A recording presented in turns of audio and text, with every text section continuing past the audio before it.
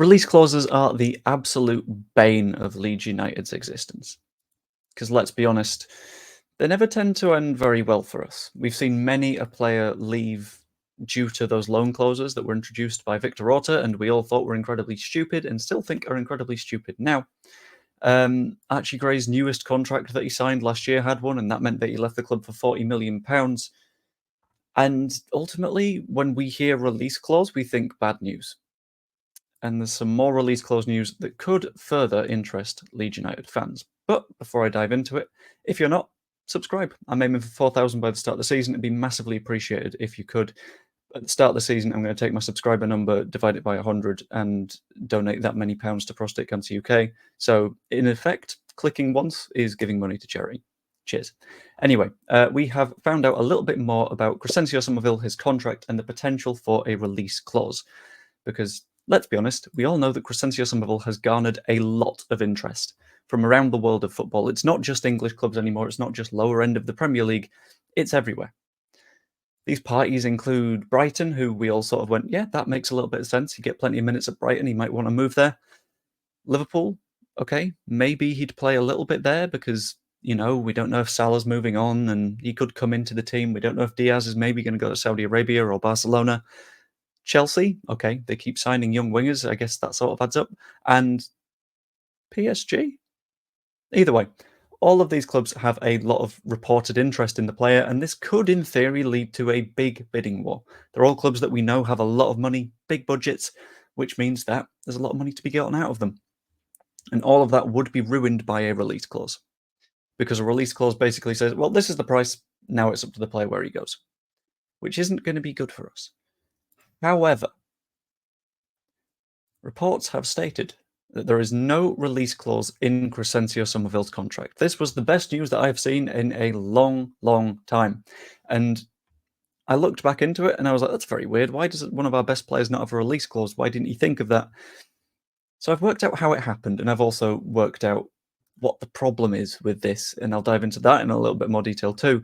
But first, on the how did this happen, his most recent contract was signed in 2022. I think it was roughly October. It was before the World Cup-ish, when we were Premier League side looking reasonable. We were looking a bit wobbly, but it wasn't like screaming relegation fodder as yet. And at this point, he was relatively young. He was breaking through, and I don't think he would have needed a release clause.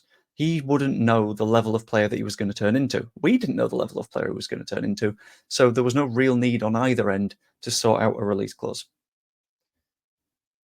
As a counterexample, Archie Gray's contract, similar position, young, talented footballer that had a big impact last season. His contract was signed last year and includes a release clause. This is rumoured to be the case for all of our new contracts, at least our new contracts for good, talented footballers, because we want to know the sort of selling value of our players ahead of time. It sort of gives you a little bit more flexibility on financial prep and means that unless you're massively surprised by a player hugely outperforming themselves, you're not going to get ripped off for anyone. But because of the timing of Summerville signing his contract, that means there is no release clause for Crysencio Summerville, which means that Leeds United can just have this bidding war conversation, can set Brighton against Chelsea, against Liverpool, against PSG, against, I don't know, Barcelona, Bayern Munich. I'm just going to pick clubs out. And it means that basically we can set the price and let them sort of push it up between each other. But I still think there is a pretty big problem for Leeds United underlying in this entire situation, and that is the fact that his contract was only 4 years. Now, if you think back, he signed that contract in 2022, which puts it to June of 2026 will be when his contract expires, and that is where the problem comes in. Because if you're looking at people's contracts in the world of football, if they run out entirely, you can leave on a free. That means if there's 1 year left, there is a huge drop in value because a club needs to sell because they can see that huge drop in value coming up in a year's time. Clubs will go, shit, we kind of need to let you go now, so we'll accept a lower price. That's what happens in the last year of contracts. And that means that this season is absolutely decision time. If we don't sell him this year, then next year we get a significantly lower fee. And the year after we get nothing. And the question is, does he sign a contract? That's a very big conversation to be had, and that's not a decision that Leeds United alone can make. If Leeds United alone were able to make that decision, I feel like we would have some fantastic players still on our books that hadn't forced a move. In addition to that, opening up contract discussions sort of means that he can force that release clause in there.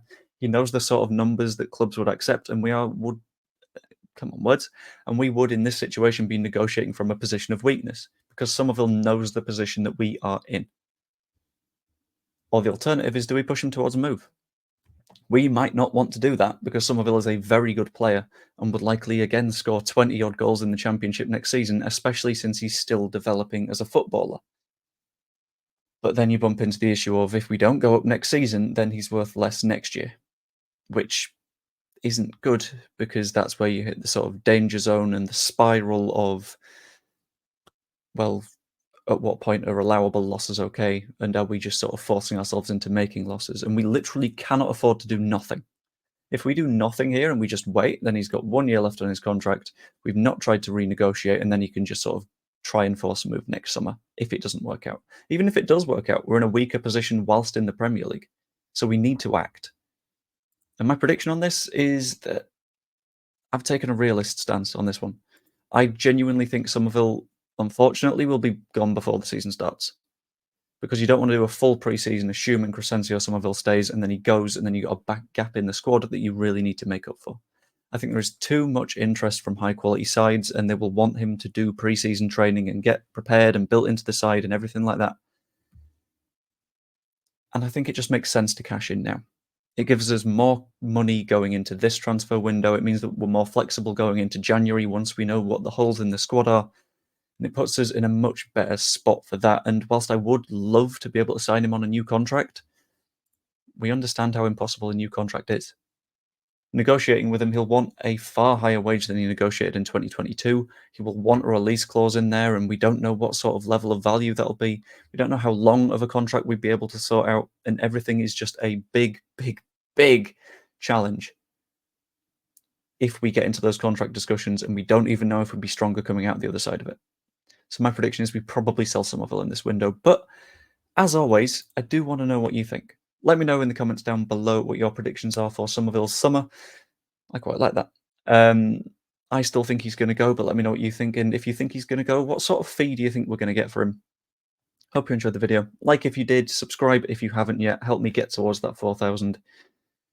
Could even become a channel member. It's 99p, and all of that money goes to Prostate Cancer UK because I top up the bit that YouTube takes off it. And yeah, hope you enjoyed. I will see you later.